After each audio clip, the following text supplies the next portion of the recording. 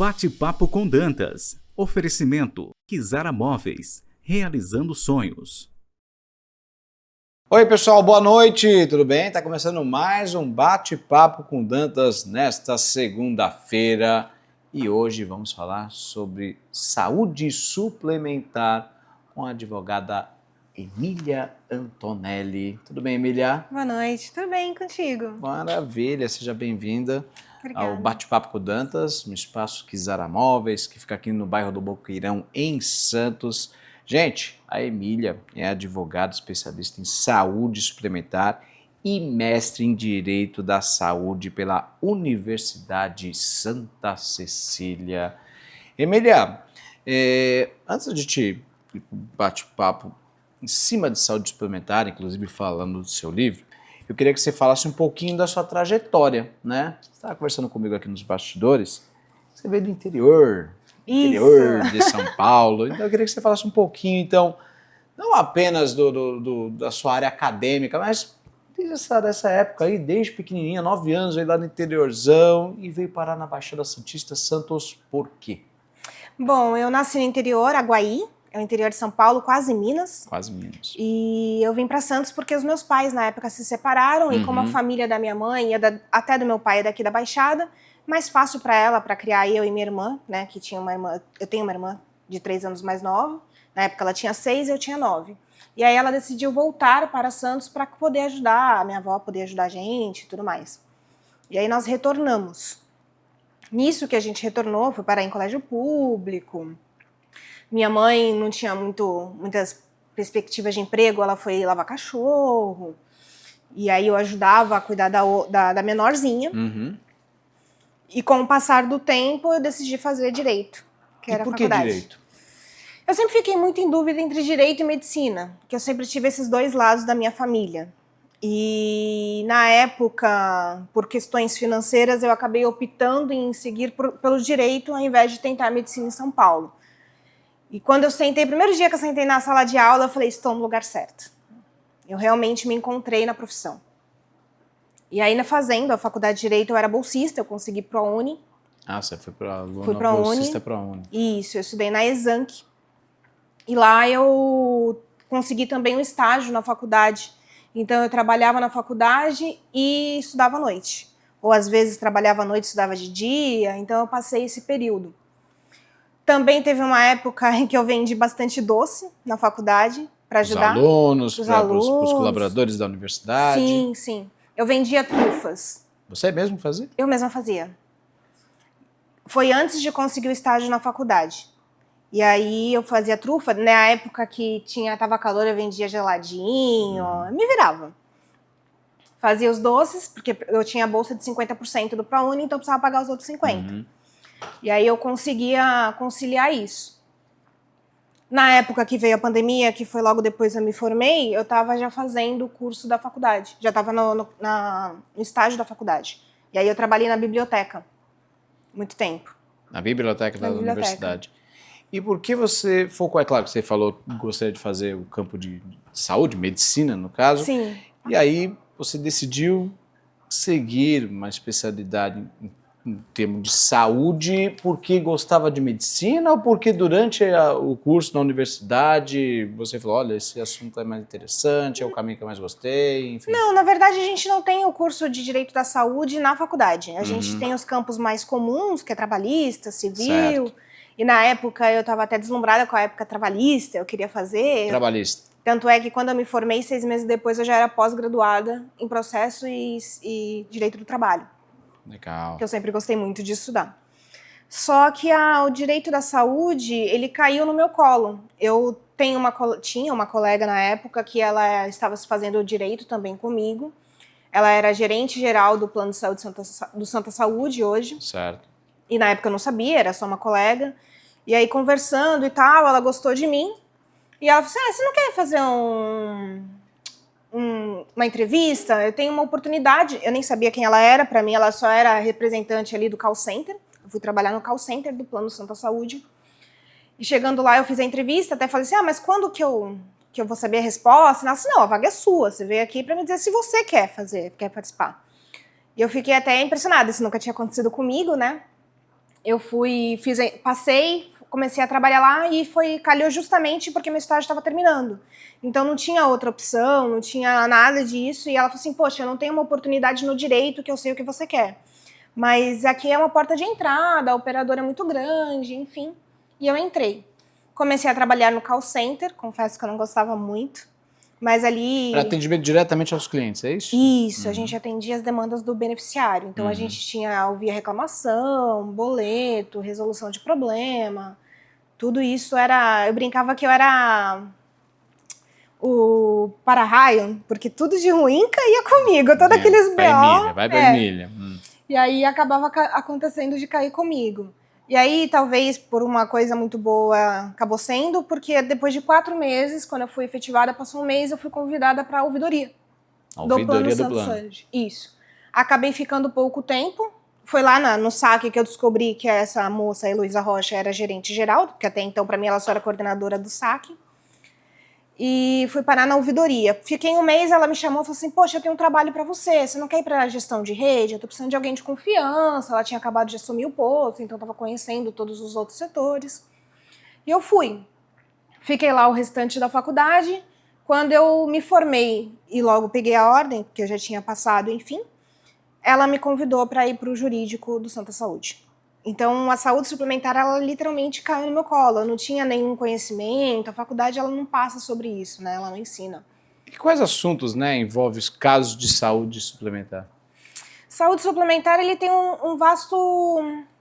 Uma gama de temas, né? A gente pode falar de temas complexos como erro médico, porque se acontece uma situação, possível erro médico no hospital e aquele atendimento do paciente tem um plano de saúde, o plano de saúde entra como responsabilidade junto naquela demanda. Então a gente discute se houve erro médico, questões complexas como cobertura de medicamento, cobertura de tratamento.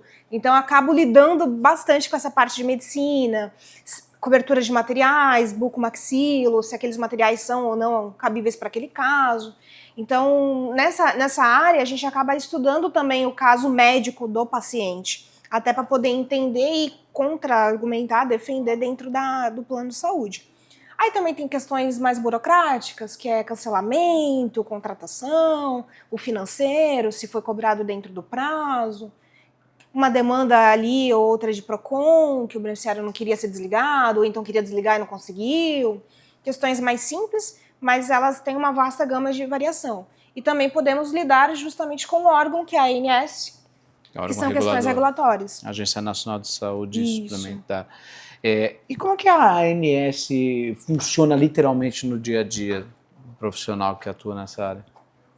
Ao contrário do que muita gente pensa, a ANS está ali para proteger o beneficiário. Certo. Então, ela é literalmente um órgão fiscalizador que fica em cima da operadora de saúde. E realmente é um dos poucos órgãos que nós temos no Brasil que funciona, porque ela tem uma mão um pouco dura na hora de aplicar sanções e tudo mais. Tanto é que, se você perceber, o beneficiário ele pode fazer uma reclamação simples na ouvidoria.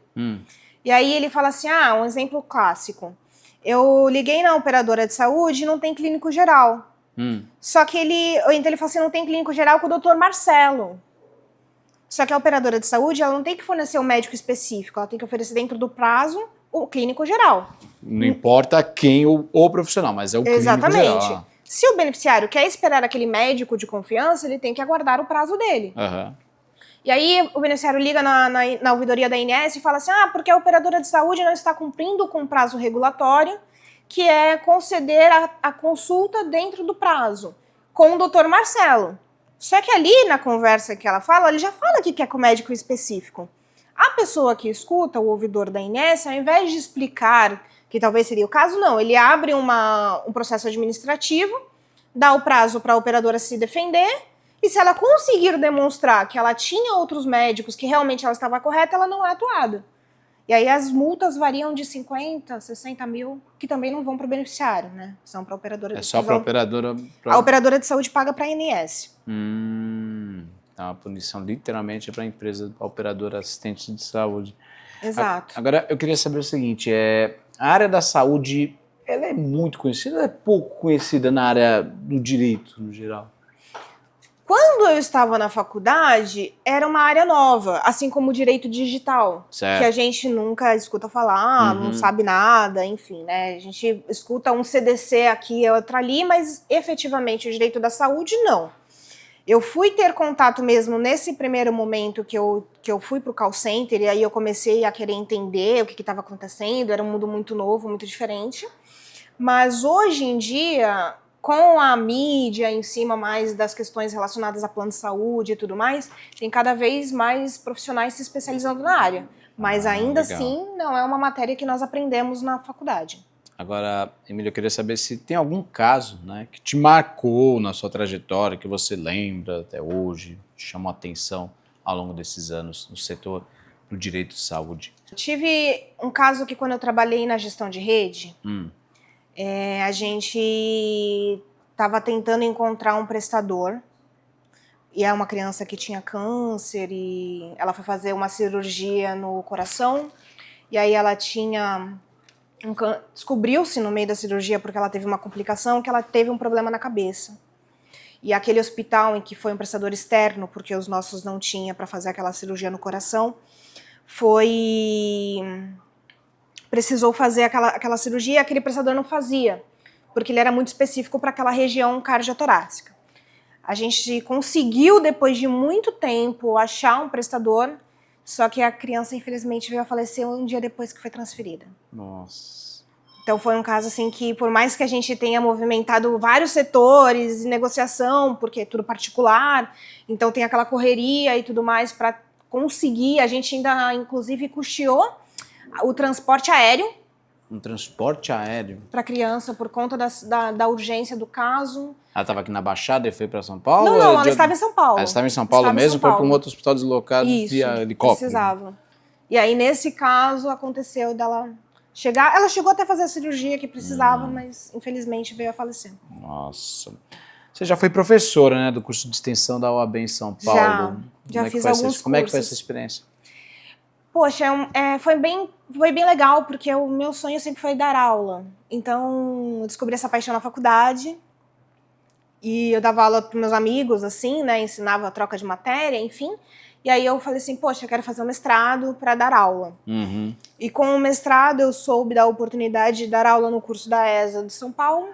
E lá eu redigi alguns cursos e dei cursos livres. Cursos livres. Foi até impressionante, porque, como eu falei, né, não tem muitos cursos voltados para a área da saúde suplementar para operadoras de saúde. E eu estava esperando uma quantidade de alunos que defendesse mais o beneficiário, né, profissionais que defendessem mais o beneficiário. Só que tinha uma média de 60 alunos e, para incrível que pareça, assim, mais de 50% eram profissionais... Para as operadoras. Para as operadoras. Eu fiquei impressionada. Interessante. Um campo que realmente tem amplo campo para ser explorado. Sim. Geralmente a gente pensa, porque temos quase mais de 50 milhões de pessoas que são beneficiadas por assistência médica, planos de saúde, mas os planos de saúde realmente precisam de um departamento jurídico para segurar toda a onda em torno do que há de regulamentação em torno do que a ANS determina. Pessoal, eu vou para o intervalo, daqui a pouquinho eu converso mais com a Emília, falando um pouco sobre saúde suplementar, inclusive no próximo bloco vamos falar do livro dela, viu? Voltamos em instantes, até já. Bate-papo com Dantas. Oferecimento Kizara Móveis, realizando sonhos. Estamos de volta com Bate-papo com Dantas nesta segunda-feira. Hoje recebo aqui no Kizara Móveis, loja do Boqueirão, na cidade de Santos, na Conselheiro Nébias, a doutora Emília Antonelli, que é advogada e mestre em Direito e também especialista em saúde, direito de saúde. Emília, como eu disse para o pessoal de casa, terminamos o primeiro bloco falando do seu livro. Eu queria que você falasse um pouquinho, então, dessa publicação. O livro A Prescrição Médica e a Cobertura Assistencial na Saúde Suplementar, ele foi um tema que eu fiz do meu trabalho de dissertação do mestrado. E ele trata de um dos temas mais sensíveis que a gente tem na saúde suplementar, que é ou não da taxatividade do rol da ANS. Tanto a INS quanto o SUS, ele tem um rol de procedimentos que fala que tem cobertura ou não. Certo. Não é porque o Estado paga, no caso do SUS, que ele é ilimitado. Na verdade, ele existe limitações. E assim como a saúde suplementar, também existe um rol que é determinado pela Agência Nacional de Saúde Suplementar. O que acontece? Nós estamos vivendo numa época em que tem uma alta judicialização. Tudo abre-se em processo, entra-se na justiça. Exatamente. E quando há uma negativa, e enfim, um dos temas que mais se tem judicializado são as coberturas extra-rol. Então eu fui estudar esse tema para entender exatamente por que as pessoas procuravam, se era uma falha na comunicação, se realmente o rol ele era taxativo, se ele era exemplificativo. E aí no meio desse estudo houveram algumas mudanças legislativas. Nós tivemos uma decisão do STJ na época que falava que o rol era taxativo, mas que tinha que ter 3 exceções e elas eram cumulativas. Então não bastava que preenchesse uma, tinha que preencher todas. Na época o presidente era o Bolsonaro e ele promulgou uma lei, a 14.454, que falava que o rol era cobertura básica. Ele não falava nem se era taxativo ou exemplificativo, mas ele colocava as exceções como alternativas. Então, se eu preenchesse uma das alternativas, se eu tivesse uma prescrição médica, se eu tivesse uma comprovação de que aquele tratamento seria necessário para aquele beneficiário, ela seria coberta. Foi promovida uma ação direta de inconstitucionalidade pelas operadoras de saúde, eles se juntaram todos e promoveram essa ação, e recentemente foi decidida nessa DI que o rol da INS é taxativo e que para que haja a concessão do tratamento extra-rol precisaria ser cumpridos 5 requisitos. 5 requisitos. Cumulativamente. Ou seja, não basta preencher um, tem que preencher os 5. E aí são eles, tem que haver uma prescrição médica do médico ou odontólogo assistente. Certo. Tem que comprovar que aquele tratamento, não existe outros tratamentos dentro do rol que poderiam ser substituídos, ou seja, foi esgotado todos os tratamentos para aquele paciente, para aí sim ser analisado se aquele tratamento extra-rol é cabível para ele. Terceiro requisito, a ANS não pode ter vetado a entrada desse tratamento no rol ou estar sob análise. Então, por exemplo, se a ANS está analisando se aquele procedimento vai entrar no rol ou se ela vetou, ele não pode ser coberto, não pode ser concedido a concessão daquele tratamento. Então, batendo essa quinta regra, vamos dizer assim, bateu, ela deu como negativa, o tratamento não vai existir, vai parar por ali. Exato. O que mais vamos discutir entre esses 5 requisitos é a questão da medicina baseada em evidência. Que agora, para que haja concessão de um tratamento extra-rol, precisa comprovar que há evidências científicas de que aquele tratamento efetivamente vai trazer benefícios para aquele paciente. Não basta o médico simplesmente falar assim, o médico de confiança do paciente, fala assim, não, porque eu entendo, eu vi um estudo aleatório. Inclusive internacional ou só pode ser estudo comprovado e autorizado aqui no país? Não, pode ser internacional. Pode ser internacional. Pode ser independentemente se não estiver autorizado no país. A lei deixou essa lacuna e ela não fala quais são os tipos de estudos realmente que vão ser, não falam quais são os órgãos que realmente avaliam. A gente pode pegar como exemplo o CONITEC, e aí a gente faz uma analogia. O CONITEC é o órgão que fiscaliza o SUS e faz a entrada de procedimentos e tratamentos dentro do rol do SUS, e ele participa da ATS. A ATS, dentro da ATS desse grupo, existem algumas empresas, algumas que são de renome internacional no Canadá, Estados Unidos e outros países, em que eles fazem tem uma verificação, tem comprovação científica mais concreta. Tudo. Exato. Então, como analogia, essa também é uma das minhas propostas no livro, é para que, já que a lei não fala em quais são os órgãos de renome internacional, a gente pode usar como analogia os próprios órgãos que o SUS faz nessa peneira. Sim. Porque se o SUS utiliza, quer dizer que eles são viáveis, são que a gente confia, tem uma confiança no que eles falam. Exatamente. Agora, por que você teve essa iniciativa? O que bateu na sua cabeça? Vou publicar esse livro. O estudo, quando eu fiz o mestrado, eu era, se não a única, que defendia planos de saúde. A maioria dos outros meus colegas defendem beneficiários, ou então defendem médicos. E eu era a única que estava do lado dos hospitais e dos planos de saúde. E como foi um tema muito discutido e o pessoal achou muito interessante, todo mundo ficou assim, ai, publica, publica. E aí eu falei, quer saber? Eu vou seguir o conselho do meu orientador, que foi o professor Luciano, e falei, vou publicá-lo. Então tudo que foi estudado durante esses anos, durante esse tempo que você fez esse mestrado, você Coloquei no livro. E colocou no livro. E eu queria saber assim, quais são os benefícios de quem adquirir um livro desse terá? Bom, eu sou uma escritora, uma profissional muito legalista. Então, eu acredito sim que precisam haver mudanças, mas que as mudanças elas precisam ocorrer nas leis e não como vem sendo feito em vários temas do nosso país.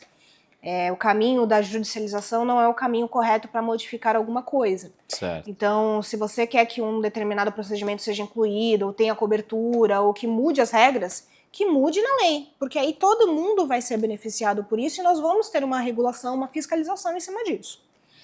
E o livro em si, o trabalho em si, ele traz várias questões, ele passa, porque na verdade eu faço uma brincadeira do qual é a influência que a prescrição médica tem no Tribunal de Justiça de São Paulo. Porque na época em que eu estava estudando esse livro, a súmula 102, que falava havendo prescrição médica, é abusiva a cobertura de negativa de procedimento extra-rol, ela foi revogada com essa ADI que surgiu. Porque bastava chegar com qualquer pedido médico que ele era coberto. Teria que ser atendido. O Tribunal de Justiça ele tinha essa tendência de fazer exatamente isso. Não passava-se por perícia, não verificava se tinha uma medicina baseada em evidência. Então, um caso prático, para entender melhor. Por exemplo, se um paciente ele tem um câncer de estômago e o médico prescreve um medicamento para câncer de cérebro, a gente entende que é off-label, porque na bula, na Anvisa, que é o órgão que regulamenta a entrada de medicamentos, não está na Anvisa constando que aquele medicamento é autorizado, passou por estudos científicos para aquele determinada doença. Se o médico prescrevia, o juiz ele acatava. Então, por que ele acatava? Por que ele não fazia pesquisa? Eu entendo que a vida vale mais do que o dinheiro. E muitas das vezes os medicamentos de câncer são muito caros. Sim. A gente primeiro socorre a vida e depois que resolve a questão financeira. Só que a maioria dos casos, os beneficiários não tem como pagar aquele valor da liminar que é concedida. E aí, para quem fica o prejuízo? Operadora. Para a operadora, que ele acaba revertendo para o beneficiário e as pessoas não enxergam dessa forma. Perfeito. Houve uma mudança, né, na lei dos planos de saúde recentemente, não foi? Foi, por conta dessa ADI que incluiu 5 requisitos. Essa foi a grande mudança dos últimos tempos. Sim, principalmente para dar trabalho para nós advogados, que cada vez mais vamos ter que discutir medicina baseada em evidências, então não vai bastar mais ser só advogado, né? A gente vai estar com o pezinho ali na medicina também. Certo. Primeiro, eu queria que você falasse como é que funciona a estrutura do livro. São quantos capítulos? Como que ele é dividido? Ele é dividido em 3 capítulos. O primeiro a gente fala da vertente médica, da questão da autonomia médica, justamente porque eu questiono essa questão da prescrição, até que ponto o médico pode ir. No segundo viés, eu falo da Lei 9656, que foi a lei que instituiu os planos de saúde, que ela traz, inclusive, um rol de expresso na lei do que não tem cobertura. Então, ali ela já fala que, por exemplo, medicamento, aquelas canetinhas emagrecedoras, elas não têm cobertura porque a lei fala expressamente que não tem cobertura para medicamento em casa. Então, por conta disso, já está expresso na lei. Então, eu trago, esmiçuo eu falo cada uma delas e explico o que é o rol, trago esse panorama, por que surgiu a súmula 102 lá atrás. Então, eu trago esse panorama geral e no último capítulo eu fiz um levantamento de 88 acórdãos, porque não basta a gente imaginar que nos estudos científicos a gente tem que comprovar, então a gente não projeta. Eu pesquisei 88 acórdãos, analisei cada um deles e identifiquei que naquele momento em que eu fiz a pesquisa, ainda era muito tímida essa mudança de que deveria ser analisada evidência científica, de que a prescrição médica não tinha essa força tão forte no Tribunal de Justiça. Porque o Tribunal de São Paulo ele é mais consumerista. Então, ele não teria esse viés tão forte. Agora, com o passar do tempo e pelo que eu acompanho do meu trabalho, ele tem começado a questionar mais. Então, a gente vai ter cada vez mais provas periciais médicas, questionamentos de se aquele estudo científico realmente preenche os requisitos dos vieses, e enfim. Quanto tempo levou para fazer todo esse levantamento até que o livro literalmente esteja na sua mão? Olha, eu me formei no mestrado em 1 ano e meio. A gente poderia se formar até 2 anos, eu fiz um pouquinho menos. Foi o tempo que eu demorei para escrever esse trabalho. E aí demorou mais uns 3 meses para escrever, para efetivamente virar livro. Qual foi o maior desafio? Olha, por incrível que pareça, foi fazer a divulgação do livro. A divulgação? A divulgação do livro. Sério? Por quê? Sério. Eu sou uma pessoa um pouco tímida. Então, ficar na frente de uma câmera e dar entrevista, ou então falar, porque tinha que escrever uma parte sobre mim no livro que fosse resumo. Então, essas pequenas coisinhas acabou sendo mais complicado. Essa foi a parte mais delicada. Eu achei. Que aparentemente não seria, na minha visão, mas realmente. Não, mas eu gosto de escrever, né? Eu tenho alguns livros publicados, não só... Na verdade, são capítulos, eu participo de coletâneas. Certo. Mas esse daqui é o meu primeiro como autora solo. Maravilha. Por favor, olhando para a câmera, mostra até o livro. Faça já o seu... Mexendo o seu livro, então, aí. Prescrição médica e cobertura assistencial na saúde suplementar. É para todos os profissionais que atuam na saúde, então não é só para médicos ou advogados, mas para juízes, promotores, estudantes, e que venham para essa área, porque é uma área muito rica e com poucos profissionais experientes. Maravilha. Emília Antonelli, obrigado pela sua entrevista. Bem interessante falar sobre esse assunto, que para muita gente é um assunto até árido, mas acho que ficou bem tranquilo de entender o que você explicou hoje aqui no nosso programa, viu? Obrigado. Muito obrigada pelo convite, uma honra estar aqui. Valeu, obrigado. Pessoal, o bate-papo com o Dantas dessa segunda-feira fica por aqui. Uma boa noite para vocês e até semana que vem.